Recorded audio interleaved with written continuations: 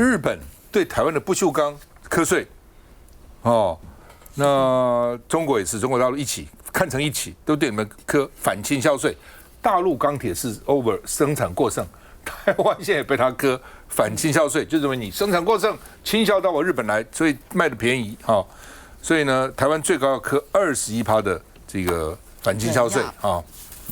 那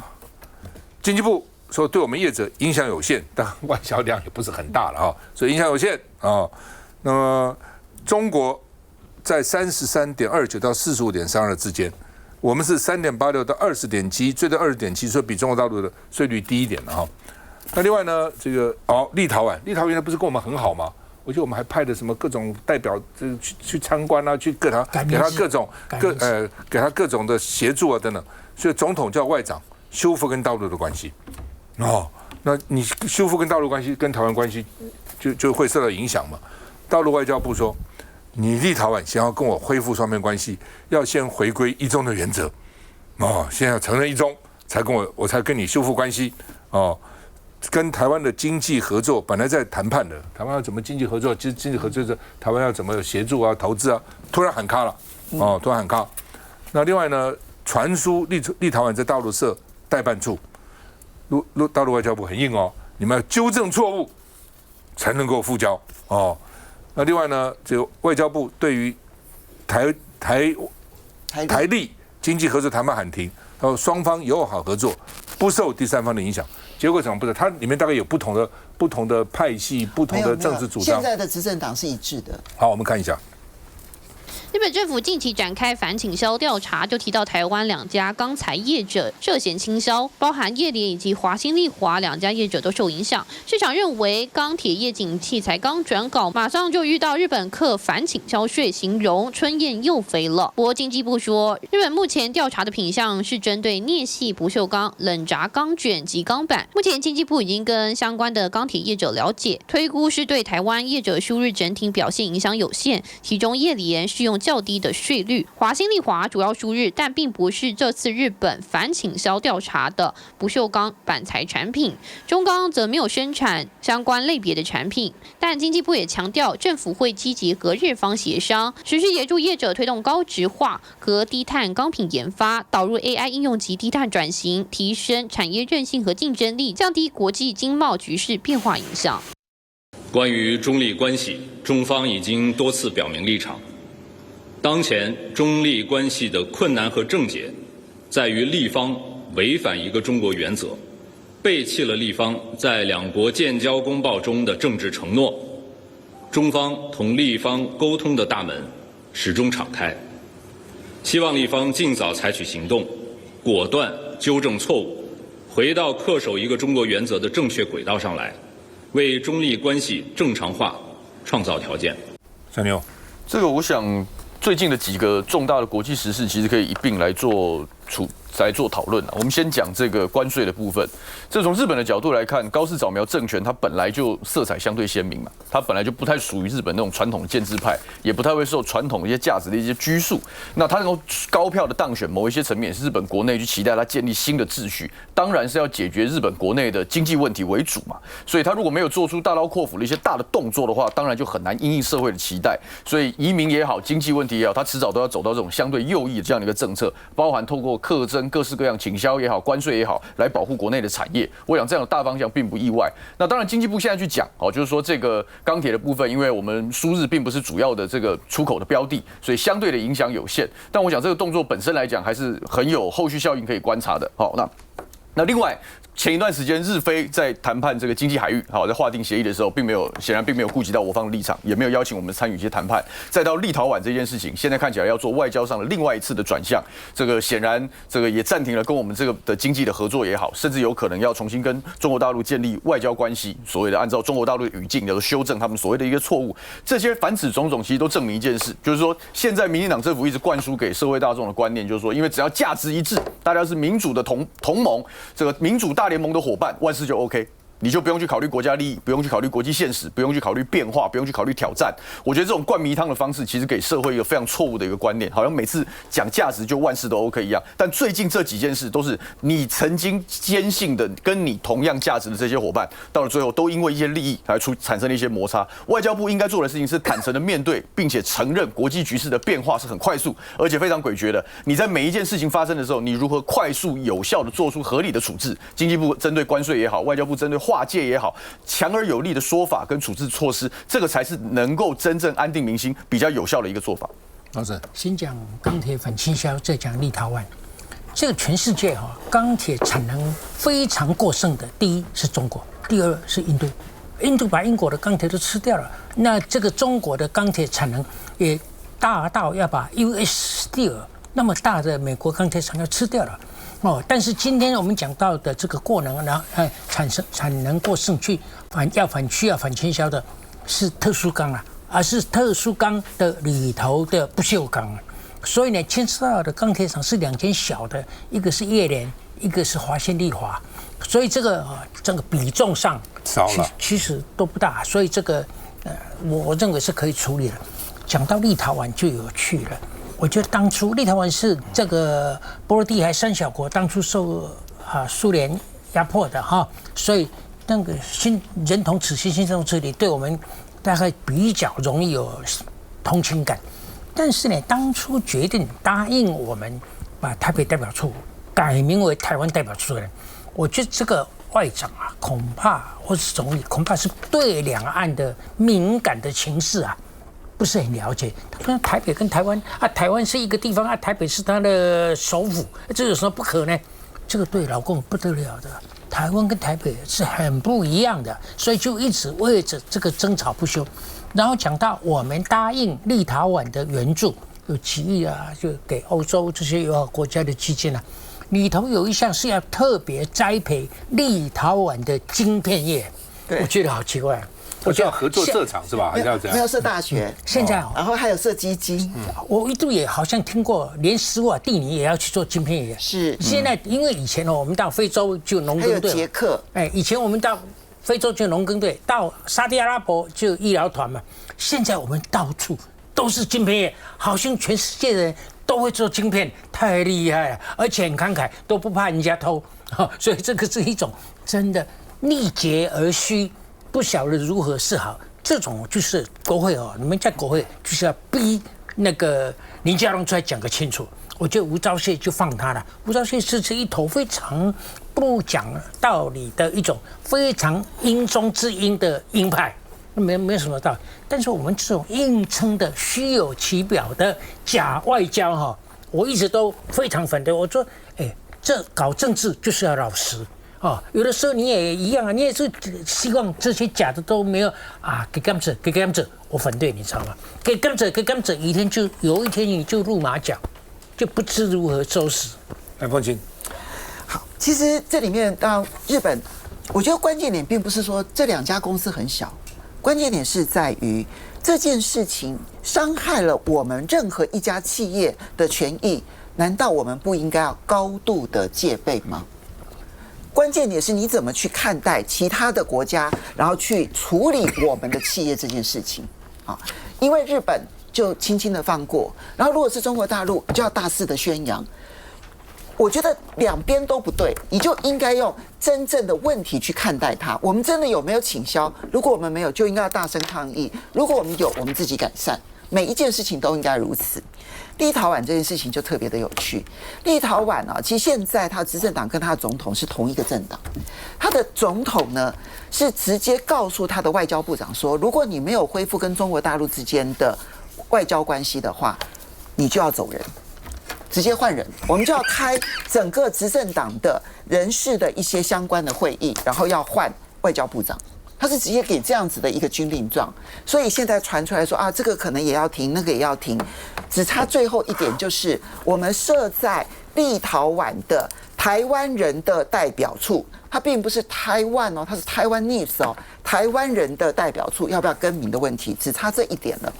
好，那立陶宛它其实只是一个其中的一个小例子，我们要看的是你回到在2018年。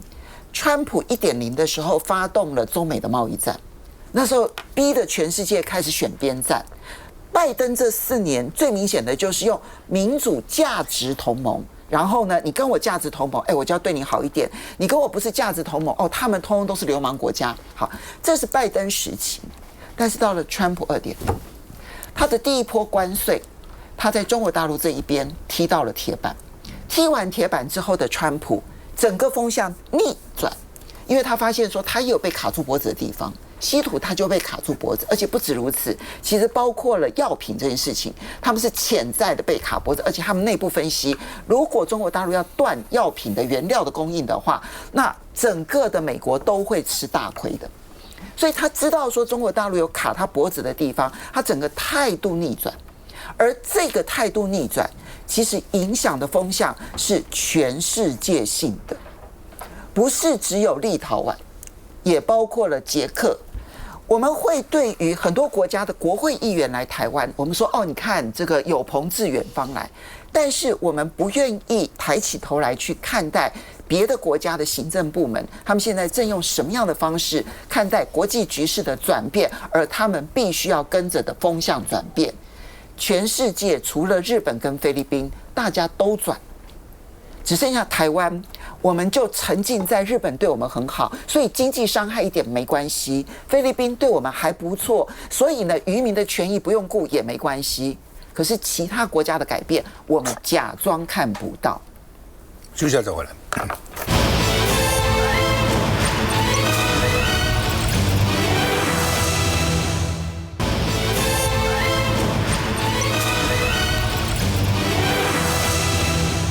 梁文杰昨天到立法院跟陈英一起吃凤梨世家的冰棒，然后呢说他要买1000只来赔罪，而且年底呢要买1000箱，100箱还是400箱，我忘了，反正买几百箱。因为呢，这个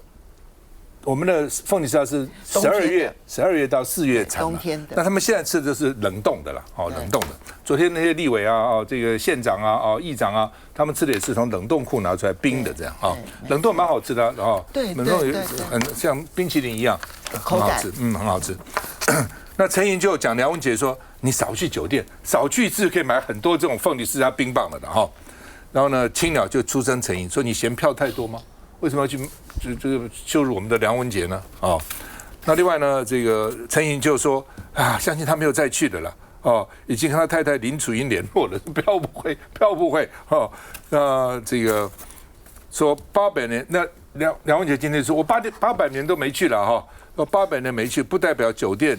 这个住记节的住记一笔勾销还有记录的凡走过的必留下痕迹那另外呢说少去酒店换世家，联合报的评论，梁文杰伤害的何止是农民就不只是农民了他要买1000只凤梨世家来谢罪还要买这个将来这个一箱一箱的100箱这个凤梨世家。民进党吴峥说，饶庆林应该保护农民，不是把风险单压在大陆我们看一下。为了凤梨世家，陈英在现身，不过这一次他公亲辨识主，希望大家把这个这么热情讨论酒店的事情就是把这样的精神热情拿来买凤梨世家跟凤梨世家的这个其他相关产品我想这才能真正解决的农民的问题。特别提到酒店，都因前一天的这段话让自家人炸锅了。但是我们少去一次酒店就可以买很多的世家了。绿营支持者在社群上群起围剿，纷纷要求陈莹道歉，痛批陈莹是在羞辱梁文杰，质疑哪壶不开提哪壶，党内互打根本嫌票太多。毕竟梁文杰的妻子林楚英跟陈莹还是同党立委，有联系就还 OK 啦，就大家就是因为大家都很熟，然后就是大家开个玩笑就讲一讲，没有什么事情。就是今天也有啦，都还好。陈莹强调以2度致电林楚英，彼此没事啦。但林楚英原定上午要出席的记者会是没现身。至于当事人梁文杰一早是在催上自嘲，放心，我800年没去过了。那应该是省下不少钱，林文楚英就会很开心啦啊！所以这个议题啊，其实我倒觉得是他们昨天这因为太嗨了。党团干事长帮款子啊，但不知林楚英听到后是否真如庄瑞雄说的很开心。真的越来越歪楼了，在台湾也常这一句话讲错就歪楼。原来是到底凤梨世家对不对？卖大陆有没有这个依靠大陆市场，然后变成通通靠台湾人不吃凤梨世家，通通靠大陆。然后呢，现在又变成有没有去酒店？现在就是越来越歪了。来，伟汉，好，我来跟大家讲一下凤梨世家，因为台东是我的第二故乡，我在那边当兵2年嘛，所以我记得我第一次到我这个老婆家去送礼，送给我岳父岳母，应该就是凤梨世家。好，那因为台东那时候我第一次吃到凤梨世家，凤梨世家跟观众朋友，如果你没吃过了哈，一般我们的世家哈，台语我们讲细卡嘛哈，一颗一颗每一口吃完以后会有黑色的籽，那是大木世家，那个基本上真的比较软，它很快就熟，然后也就烂了。那你要运送的话，凤梨世家是切的，你要拿水果刀来把它切开，对，它也有籽，可是它是一体成型哈。好，那很简单，我现在给大家2个数据哈，我们台湾大概1年。大木世家，我讲的一颗一颗籽的传统的世家大概35000吨，那我们台湾人确实吃也吃得多，它是甜呐哈。那凤梨世家1年大概产9000吨，9000吨呢有5000吨左右是它去做加工内销，我们自己也会吃，就我讲嘛，像我也买嘛，台中上卢兄也说，赖总统也吃过啊，对不对 ？OK， 好，3种吃法他说。对，那做成冰棒是之前加工，因为它可以放的比较有时间。你看这2天拿出来都在吃冰棒。另外有4000吨左右是外销。其中90%以上都是去中国大陆，所以呢，中国大陆就占了大概3600公吨左右。好，这是凤梨世家它的产量在那边。所以拉回来这一题，其实就是陆委会，因为我访问主委邱垂正啊，那梁文杰这个副主委是自己开记者会，邱垂正主委他讲的其实就是说，也是希望我们把我们台湾的农民产的水果，不管是卖去新加坡、欧洲、日本都可以，那帮他找通路。那因为他认为海峡论坛不等于上海、台北双城论坛，不等于南投的2湖论坛。觉得那是统战平台，所以就希望县市长不要去。可是同时，如果我们政府能够多跟大家讲，我们怎么把这3600吨的凤梨世家卖中国大陆的，你帮他找到通路，协助农业部也出来，其他官员出来，就不会歪成这样。那显然我觉得啦哈，评估上一定是有伤，因为会让农民觉得说，民进党不顾农民死活，是不是？你这样子讲，对不对？那所以梁文杰才要道歉嘛。那道歉又歪到我们今天这一题，就变成是上酒店了嘛？哈，那我想当事人可能内心也不高兴，不过现在目前都不讲话了啦，就是说这事情他们希望翻页，可是也看得出来，在经过这一波之后，我觉得对民进党台东的选情来讲，应该是会有一些影响。赖将军，我想这个凤梨世家这个事情啊，当然现在有点歪楼，但是还是回到这个一开始的问题哦。那当然，大家就开始讨论，一开始讨论说，那这个不让饶县长去海峡论坛，然后饶县长认为说他是在帮助农民哦。那刚刚伟汉哥其实也点出很具体的数据，确实我们现在还是有一些农产品是销往中国的，但是因为我们为什么要保护或者是要提醒各个县市首长在海峡论坛的平台上面也要注意对于自己农民的政策上的保护，是因为过去中国对台湾的农渔水产真的有太多不良记录了。就是说，我觉得如果我们的农民的农产品水产能够销往中国，当然很好，那边市场很大。可是问题是，当这样子的门一打开之后，我相信很多的农民一定会想说，好，那我可以种比较多，我也可以养比较多，然后就可以销往中国大陆去。可是问题是，过去在2022跟2021年的时候，当时有很多因为政治因素的关系，中国片面的就断绝了台湾包含凤梨、包含石斑鱼、竹荚鱼等等的这些进口，反正它有非常多的理由。那过去台湾也因为这样，在 WTO 也针对这些中国对台湾农渔水产品的制裁，也提出很多次的申诉。可是问题是都没有得到中国的回应嘛？那所以我的问题就在于说，这个我们希望的是保护我们的农民，就是说让农民知道说这个风险的所在。那过去中国片面的阻挡台湾的凤梨外销到中国，世家、莲雾、荔枝。那后来台湾自己怎么做？台湾自己针对这一些没办法销到中国的这一些水产、这一些水果。我们自己包含当时石斑鱼被禁嘛，后来我们就有新的政策，就是班班有石斑鱼，然后包含这些刚刚讲到的凤梨世家，当时也是陆委会去找人，然后呢，针对这个凤梨世家它的特性，然后在一定的熟成度底下，发展了一个急速冷冻真空包装，然后才说，那后来就有这个世家冰棒嘛，然后就可以外销到日本啊等等其他国家。那所以我觉得在这个部分，农委会是很希望，包含我们政府是很希望说，这一些因为中国的政治因素而片面受到影响的这些农民的这些水产品，还是可以外销到其他的通路去。所以我觉得在这个议题上面，大家都利益都是善良的啦，就不管是饶县长或者是中央政府，我觉得都是利益善良的。那只是说大家踩在的立场或者是踩在的角度不一样，所以我觉得在这个部分实在是也没有必要互相批评跟攻击。为什么台东这个出口的是凤梨世家而不是大木世家？因为大木世家更不好保存，它更无法去运输，所以呢才以凤梨世家为主哈。那我先说一下，就是梁文杰的道歉，他是向陈营道歉，他不是向农民道歉，所以他担心伤害的并不是农民，他担心伤害的是陈营的选情。这一点才是让我觉得，如果今年没有选举，那梁文杰是不会道歉的。那么为什么会去提说，哎呀，大陆这边你看检疫标准一变啊，然后如何？台东的做法是，那我就根据你的检疫标准，好，介壳虫的问题，我就开始从这个农园，然后呢一直到处理厂、包装材，我就全部的重新的 review 一遍，所以它可以重新出口。这是饶庆林的努力。但你针对问题、解决问题，出口了没有？出口了。反而是呢，陈吉仲在当农业部长的时候，曾经发下豪语，要帮台东农民卖凤梨世家，卖到中国大陆以外，卖5000吨。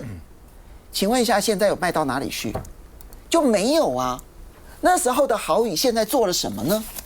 所以今天你会举这个例子，我不客气的说，就是因为看不起农民，觉得农民赚的是小钱。可是呢，企业界你敢吗？两岸之间的贸易，各位，我们去年的贸易是创历史新高哦，两岸贸易3143亿，创历史新高。然后我们的两岸贸易，我们赚的顺差也创历史新高。我不算台湾的，大陆这边所算的话，两岸贸易我们赚的顺差是1471亿，3000多亿，我们的顺差1471亿美元。我请问各位，请问一下梁文杰敢说啊？企业界你们养套杀，你们千万不要再跟中国大陆做生意。因为企业家高贵，你得罪不起；农民，你就可以说你们不懂，你们才是被人家养套杀。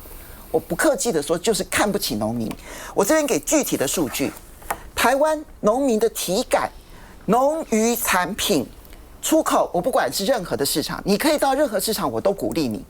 我们的出口从2021年56亿美元，去年是多少？44亿美元。年年衰退，年年衰退。这里面其实像饶庆林啊，还有包括了这个后来的这个他的石斑鱼啊，销往中国大陆又恢复了哦。这种情况之下还可以年年衰退，我们去日本都衰退，好，可是进口却是年年成长，